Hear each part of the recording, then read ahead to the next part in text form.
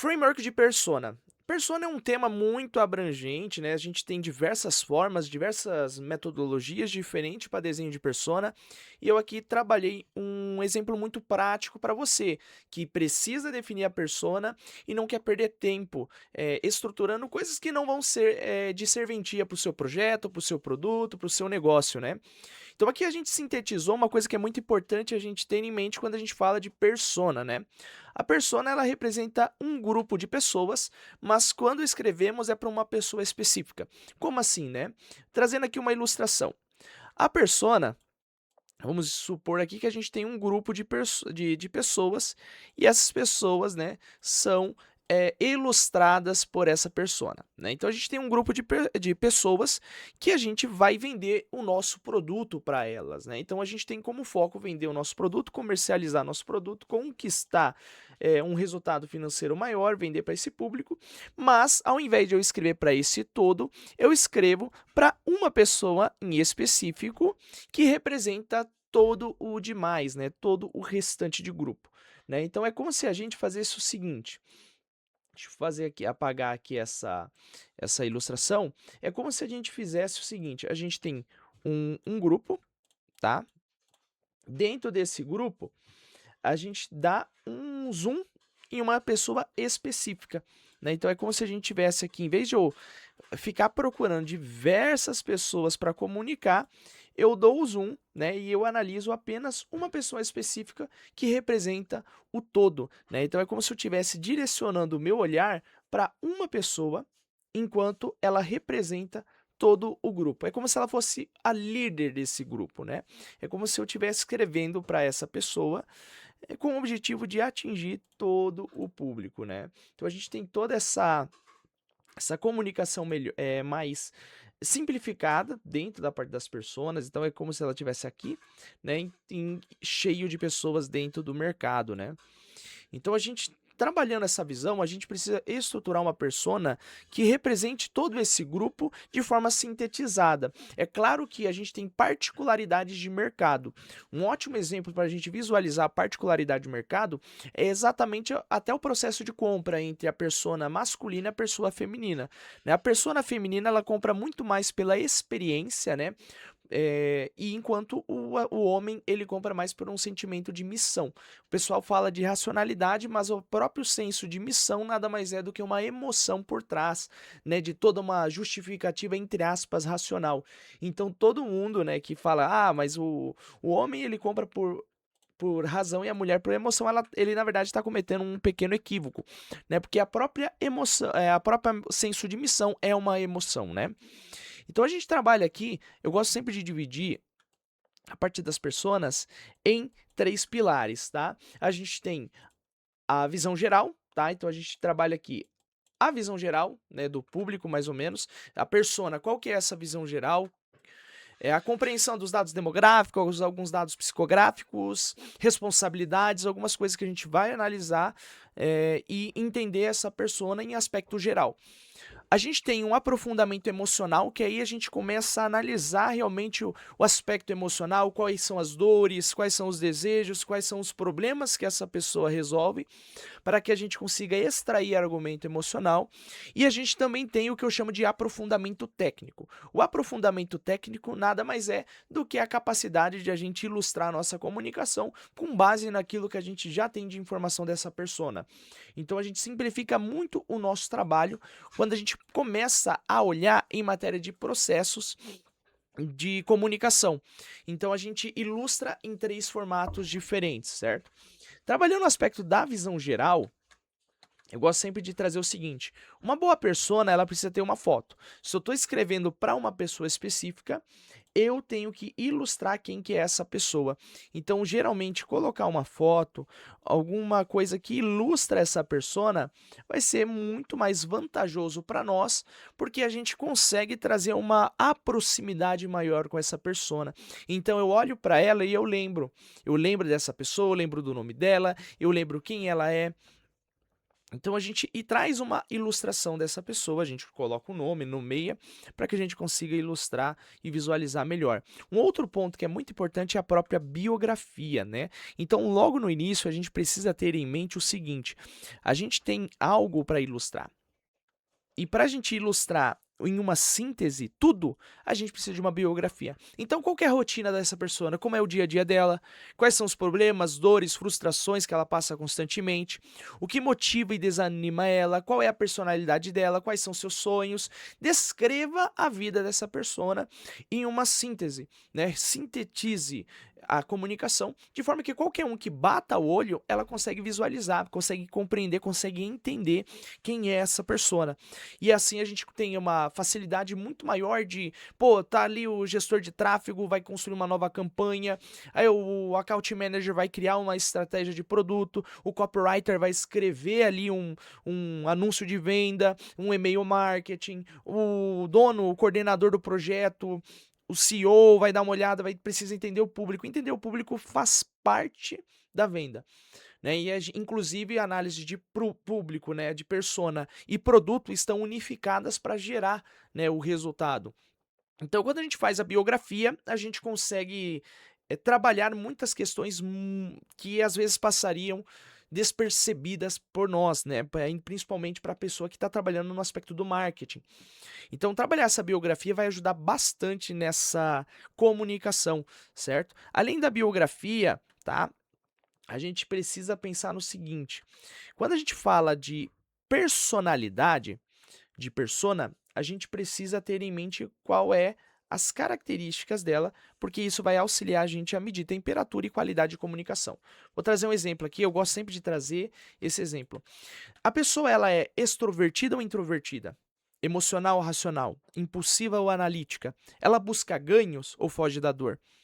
Ela busca simplicidade ou profundidade? Ela é confiável, confia facilmente ou é cética? Isso daqui vai ajudar a gente ter um teor de comunicação muito mais alinhado com o objetivo da persona. Vou trazer um exemplo. Se a pessoa ela é extrovertida, eu posso utilizar argumentos relacionados à parte de público, né? As pessoas vão te ver, as pessoas vão te valorizar. Quando a pessoa é introvertida, eu posso trabalhar às vezes um argumento dela com ela mesma. Olha, você vai se sentir mais feliz, você vai se sentir mais confiante, você vai se sentir valorizada por si mesmo, você não vai ter mais síndrome do impostor, etc, etc. Quando a gente fala de pessoa emocional, é a pessoa que ela age pela emoção enquanto a outra pensa, ela raciocina. Isso vai ajudar a gente a trabalhar o argumento de vendas, né? Se a pessoa é mais emocional, eu vou usar argumentos mais emocionais. Se a pessoa é mais racional, o meu produto é mais racional, eu começo a trabalhar argumentos racionais para a hora da venda. Se a pessoa é mais impulsiva, eu vou gerar muitas promessas para tentar comprar ela no impulso. Se a pessoa é analítica, eu trabalho todo o argumento de vendas antes de dar o primeiro CTA, para que a pessoa ela vai analisando, porque ela é analítica. Se a pessoa ela busca ganhos, eu vou trabalhar uma cópia de promessa, eu vou trabalhar uma estratégia de produto que gere ganhos, promessa, enquanto se ela pensa em fugir da dor, resolver um problema, em vez de eu falar do ganho, eu vou falar da solução da dor dela. E aí, no caso, eu consigo adequar o meu discurso para aquilo que a pessoa ela está buscando. A gente também tem a simplicidade. Se a pessoa ela busca simplicidade, eu não vou trabalhar conteúdos complexos. Eu vou ser mais simples. Às vezes eu vou desenhar para que a pessoa consiga entender. Enquanto profundidade, eu vou lá e trabalho muito mais argumento. Eu trabalho com uma estrutura muito mais sólida e isso traz esse pertencimento para ela. Se a pessoa ela é confiável, ela confia com mais facilidade, eu não preciso me delongar muito no discurso de autoridade. Porém, se ela é cética, eu posso trabalhar tanto depoimento quanto prova social em matéria de fora de depoimento, mas características, às vezes, de pesquisa de mercado, elementos de autoridade que auxiliam a quebrar esse ceticismo. E isso só acontece quando eu consigo alinhar corretamente qual é o ponto que está a minha persona. Se ela é mais extrovertida, se ela é mais emocional, se ela busca ganhos. Vou trazer um exemplo: mercado financeiro. Vamos lá, vamos supor que a pessoa ela é neutra. Ela não é extrovertida, ela não é introvertida. Só que ela gosta de analisar gráficos, então ela é uma pessoa extremamente racional, logo ela se torna uma pessoa mais analítica. ela busca ganhos, ela não está fugindo da dor, ela busca uma profundidade, mas nem tanto, e ela tende a ser mais cética. Então eu consigo alinhar o meu discurso de comunicação para que eu faça a venda conforme essa personalidade, e isso daqui é uma coisa que eu vejo faltando em muitos desenhos de persona, tá? Porque as pessoas focam muito nos demográficos. Os demográficos são muito importantes para a gente ter uma qualidade de comunicação, que é o quê? Qual é a idade, qual é a ocupação, qual é o segmento de atuação, com o que ela trabalha, qual é a formação dela, qual que é a renda média, qual é o status conjugal familiar, se ela é casada, tem filhos, qual é a localização dela. Tudo isso de demográfico é importante porque a gente adequa o nosso discurso também com base nos dados demográficos. Mas percebe aqui que o demográfico, ele só é um pequeno pilar perto de tanta coisa relacionada à emoção e à psicografia. Então a gente trabalhou a personalidade e a gente vai trabalhar agora os psicográficos, né, que são as perguntas que estão relacionadas a uma grafia psicológica. É o desenho que a gente consegue ilustrar com base nesse público. Vou trazer um exemplo aqui para vocês, né? Vamos dar uma arrastadinha para o lado. Psicografia, tá? A psicografia, nesse elemento, é um dos pilares mais importantes que a gente tem, porque a gente consegue entender o aspecto de crenças dessa pessoa. Né? E a gente consegue comprar essa pessoa justamente nessas crenças. Vou trazer um exemplo. Quais são suas principais motivações? O que, que motiva ela? Uma mãe geralmente vão lá, seus filhos. Seus filhos geralmente são a motivação dela. Quais são suas frustrações, desafios e dores? Ah, ela se sente triste porque não consegue dar uma vida boa para os seus filhos, não consegue pagar uma boa faculdade? Quais são as frustrações, desafios e dores que ela passa? Quais são seus sonhos e aspirações? Ah, mas a pergunta ela tá repetida. A biografia, tá, gente? Ele foca principalmente em sintetizar a comunicação.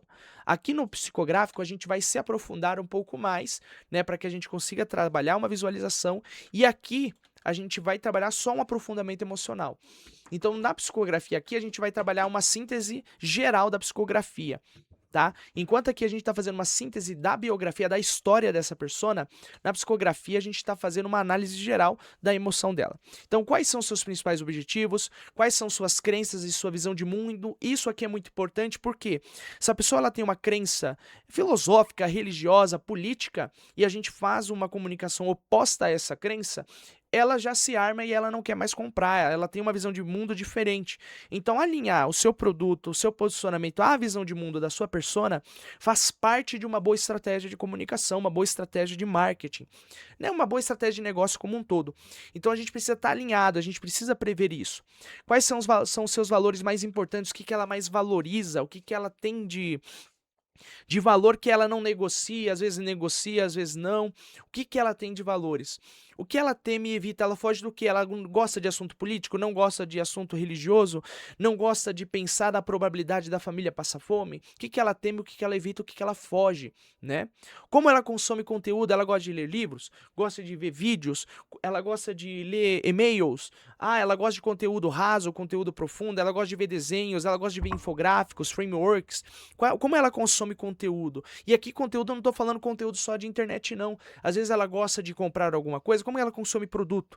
Ela prefere pegar fisicamente o produto? Ela gosta de analisar, ter o acesso ali do conteúdo? Como ela consome? Tá? Essa é a ideia. Onde e como ela gasta seu tempo e dinheiro? Ela gosta de gastar dinheiro saindo, ela gosta de passear, ela gosta de ir para parques. Como ela gasta tempo e dinheiro? Porque se a gente já consegue prever, a gente consegue ter aqui uma nova comunicação, uma nova estratégia de marketing, às vezes um novo canal de aquisição que a gente não tinha pensado anteriormente. Então a gente trabalha justamente esse psicográfico para que a gente consiga trabalhar uma boa estratégia de marketing, tá? E um modelo de negócio também. Finalizando a visão geral é a responsabilidade. Quais são as responsabilidades dessa persona? Quem que depende dela e das suas decisões? Então tente ilustrar aqui as responsabilidades, porque você pode apelar na sua comunicação para a responsabilidade dela. Se é um CEO, então essa pessoa ela tem uma responsabilidade com a equipe depende dela. Então a gente consegue trabalhar uma narrativa em cima das boas e más decisões que pode atrapalhar o crescimento do time, atrapalhar o crescimento do negócio, atrapalhar a família, em cima justamente dessas responsabilidades, perfeito? Então essa aqui é a síntese geral, tá? A gente consegue trabalhar aqui uma visão muito melhor em matéria de visão geral se a gente trabalha nesse modelo, tá? Nesse frameworkzinho aqui, nesse infográfico. Quando a gente fala de aprofundamento emocional, tá? Aprofundamento emocional, ele vai ser um pouquinho diferente da visão geral, tá? Porque aqui o nosso foco vai ser muito mais emoção, história, impacto lógico, vai ficar para depois o impacto lógico. Então aqui a gente procura como que a gente consegue trabalhar uma boa narrativa pensando na emoção, né? E aí entra a parte dos problemas, dores, medo e esperança, tá? Tem um, se eu não me engano, um especialista, eu acho que foi o Fernando Brazão. Ele diz que as pessoas elas têm passado, presente e futuro, como toda pessoa, e a gente consegue trabalhar nesse modelo uma narrativa. Quais são os problemas do passado? Ou seja, quais são as histórias, as experiências, os eventos, os hábitos, as decisões do passado que contribuíram para o cenário atual dela? Isso daqui ele vai permitir você trabalhar inimigo comum, falar, olha, a culpa não é sua, a culpa é da pessoa que te influenciou a tomar essa decisão, a culpa não é sua, é desse evento que aconteceu. Então a gente consegue tirar a responsabilidade do problema em cima do lead, mas mesmo assim falar, olha, você precisa trabalhar, você precisa mudar, você precisa corrigir isso aí. Então a gente trabalha em cima desse passado, quais são os problemas, quais foram os hábitos, as decisões, o que, que levou ela a estar onde ela está hoje, em matéria de dificuldade. Perfeito? Mapeou, a gente vai para as dores. Quais são as sensações, os desconfortos, os sofrimentos, as dores que acontecem hoje por causa dessa decisão do passado? O que, que influenciou ela lá atrás e hoje acarreta numa dor presente? Uma dor, algo, um incômodo. Então você está trazendo aqui um storytelling. Olha, você sente isso hoje, mas por que, que você sente isso hoje? Porque você passou por algo lá atrás. Construiu alguma coisa lá atrás. E se você não mudar, vai piorar. E aí entra né, o medo do futuro. Como o futuro ela pode piorar se ela não decidir mudar decidir mudar hoje, né? Mudar o cenário dela, resolver esse problema.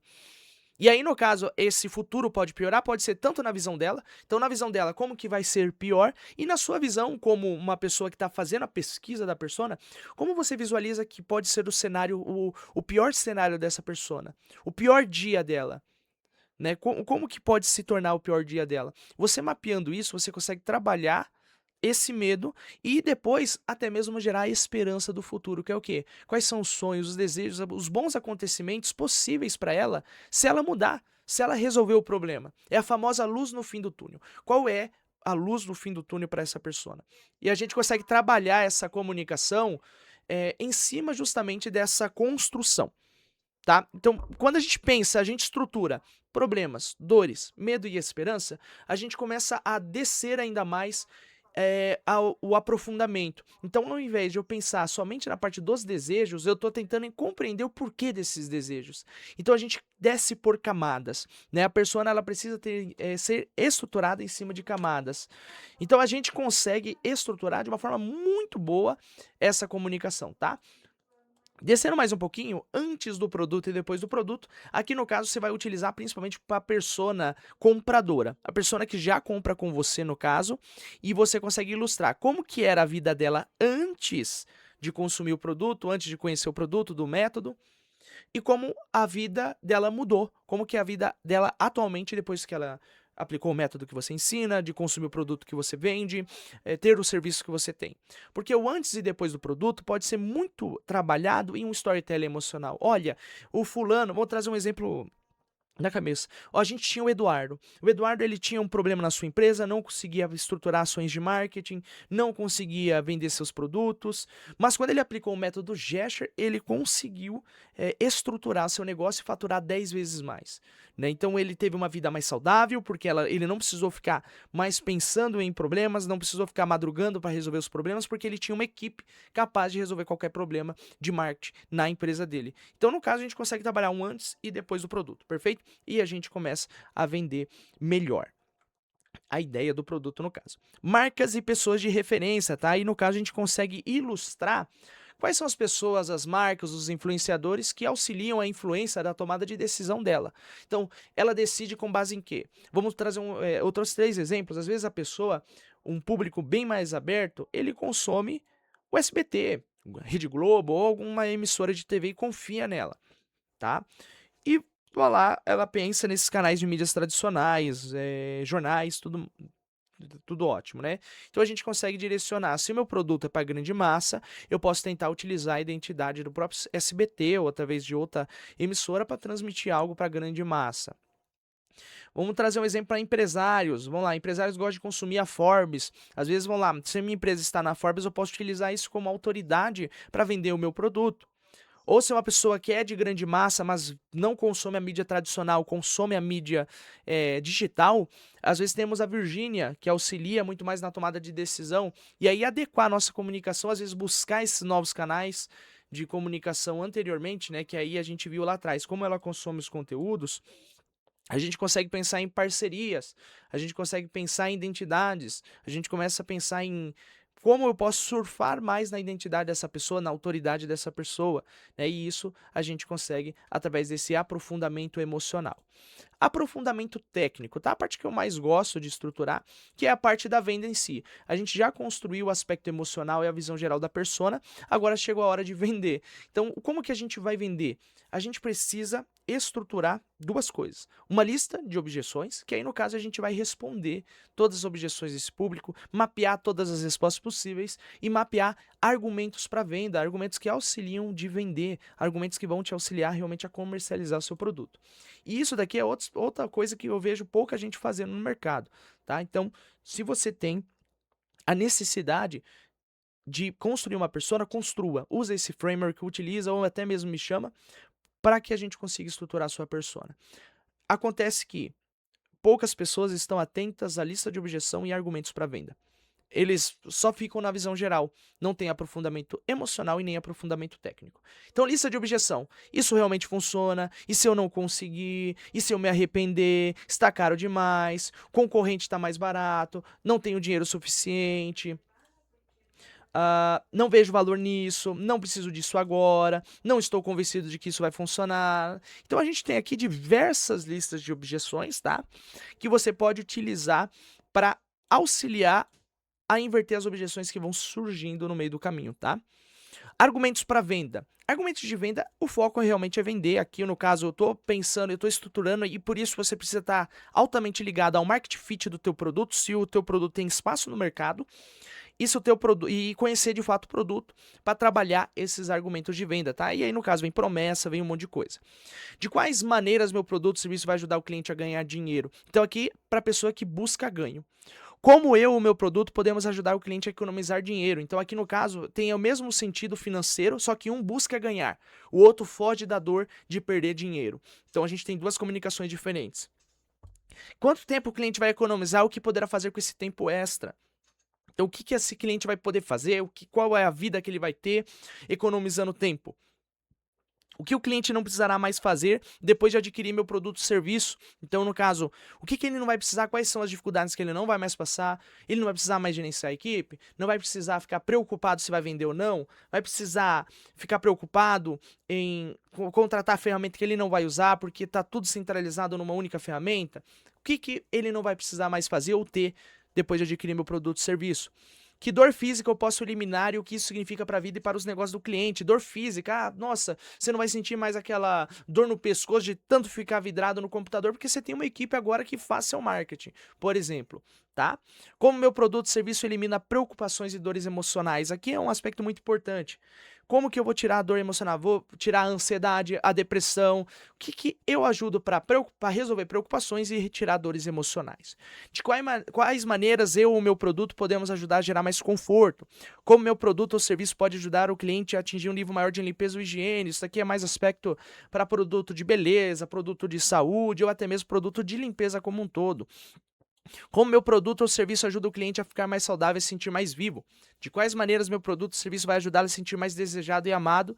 E meu produto vai deixá-lo mais popular? Ele vai ter uma popularidade? A pessoa vai ver ele como um empresário de respeito? Se sim, como que vai ocorrer esse processo de popularidade em cima do meu produto, tá? Eu preciso responder todas as perguntas? Não, tá? E nem mesmo da lista de objeções.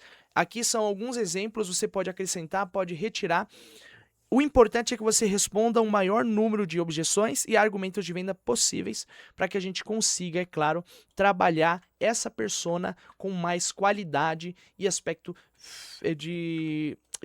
estratégico como um todo, tá?